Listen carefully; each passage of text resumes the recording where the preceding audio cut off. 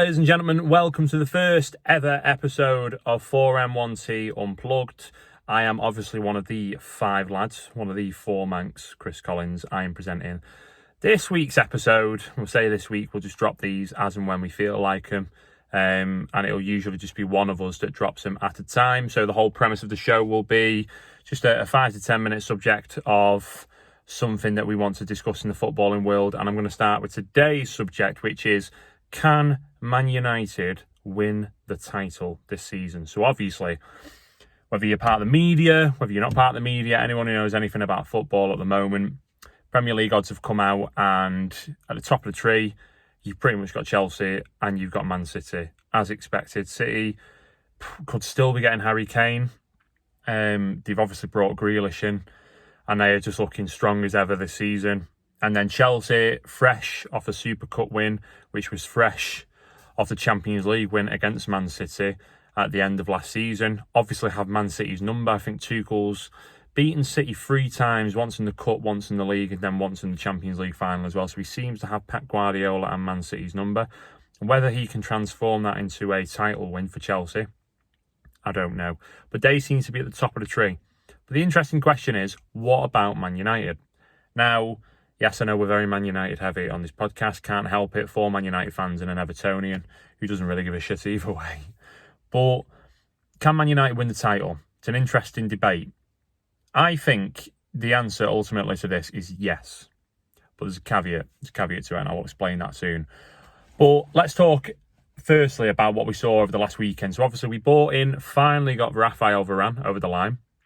Unveiled him. I think that was a masterstroke, by the way, unveiling him at Old Trafford. The atmosphere was already electric. You bring Rafa Varane out, who we've been expecting to sign on the dotted line for a long time now. We all knew, world's worst kept secret in football, that he was going to sign for United. But to bring him out just before you kick off, the crowd was, the atmosphere just seemed amazing at Old Trafford yesterday.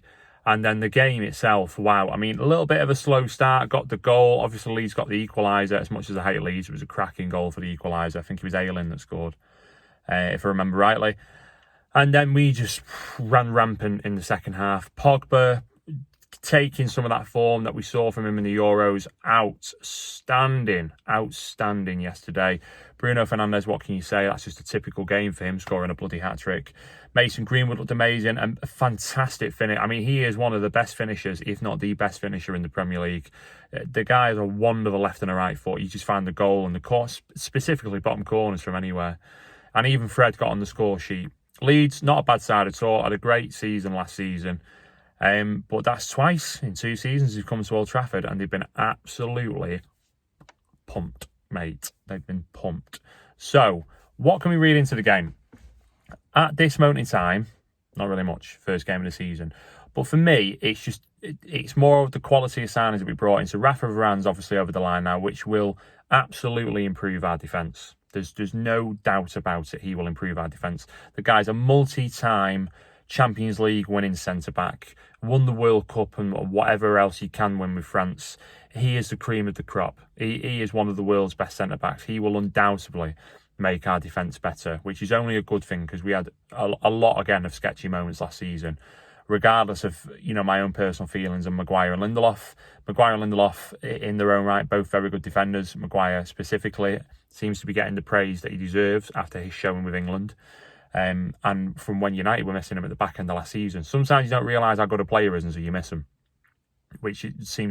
that's what seems to have happened with Maguire. So we're already strong in that area anyway, but we still had lapses last season. It just doesn't seem to be kicking on the way that we wanted it to, the partnership between Lindelof and Maguire. So I'm thinking it'll be Maguire and Varane, obviously, but Lindelof's not a bad deputy to have, is he? So we're starting to get that strength and depth that you need for a side who wants to be competing on all fronts. And Jadon Sancho finally got that one over the line. Didn't start yesterday, but came on, looked bright, looked lively. And he is going to be the answer to us on the right-hand side. It's something that we've spoken about quite a lot on the podcast, specifically me and Danny, to be honest, about how left side heavy we are. Usually we've got Rashford playing in from the left and then Shaw left back.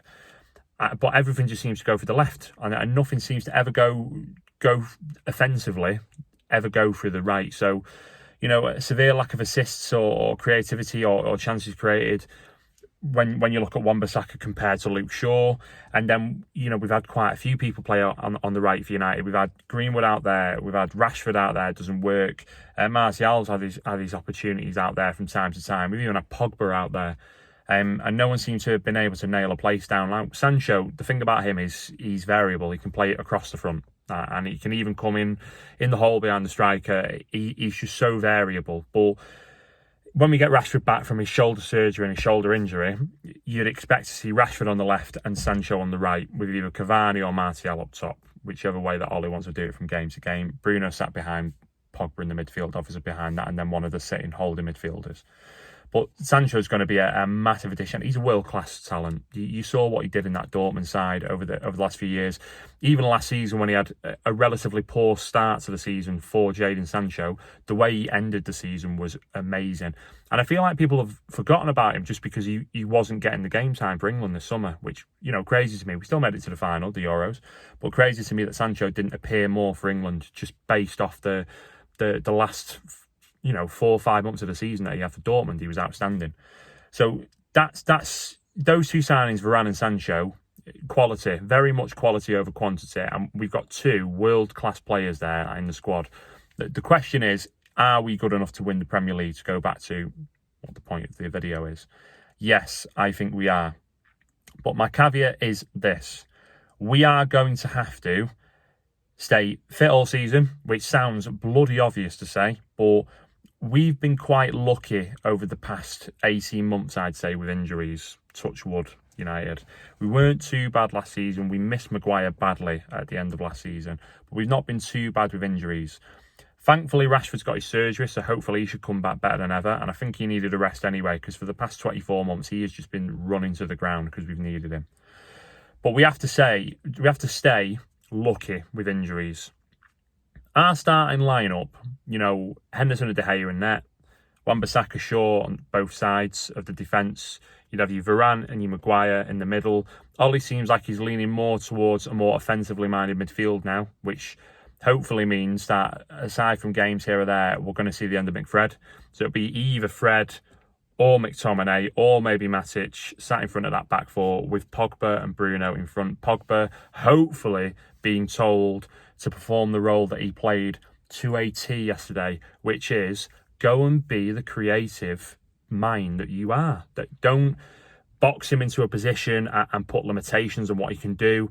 He needs to be given more of a free role. And yesterday, absolutely magnificent. He just floated from box to box in and around that midfield, and you saw from his passing range yesterday, the assist for Mason Greenwood. I know Greenwood had it all to do with the finish, but the assist for Greenwood's goal, that just talking about a different gravy. He's a tremendous passer of the ball, and he just has that vision that very few players do have.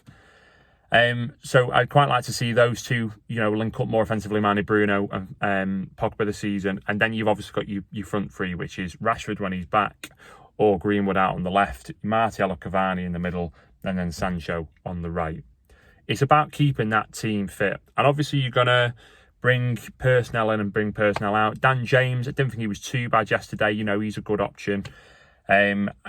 Like I say, you've got options up top, whether you play Cavani or Martial. You've got options to rotate at the back. Like I said before, we've got Lindelof. We've got fullbacks to come in, the likes of Brandon Williams, Atal. There are options for rotation and keeping players fresh, but that's really what's looking like our top sort of strength 11. And I think player for player, I think we're just as good as City. I think we're just as good as Chelsea when we've got that first choice 11 out. But we need to keep that first choice 11 fit and strong and healthy and avoid injuries. We get a couple of injuries to a couple of big players and it'll just derail and curtail the season before it's even got started. The second part of my caveat is, I think we need a strong start. I think United need a strong start. So you saw last season, as strange as it was, no crowds and all that because of coronavirus, a lot of teams tended to start slow last season, particularly Man City before they obviously came good and were spectacular at the end of the season and ran away with it in the end. But I think United needs to get a strong start. And by strong start, I mean, you look at the first 10 games, there's already 3 points in the bank for United. I think you need, between 25 and 30 points. I think between 25 and 30 points on the board at your first 10 games, and we're potentially going sizzler. Like, I just think it's going to be a very competitive end to the season. You've got players in City's squad who have been there, done it, have got the experience of winning the Premier League many times over the last few years. You know, they've been outstanding. You can't take it away from them. They've got that experience of knowing how to get it over the line when it comes to the results end of the season. Chelsea, spectacular again at the end of last season, and they've got a world-class manager in there now who just knows how to set them up effectively to not be beaten.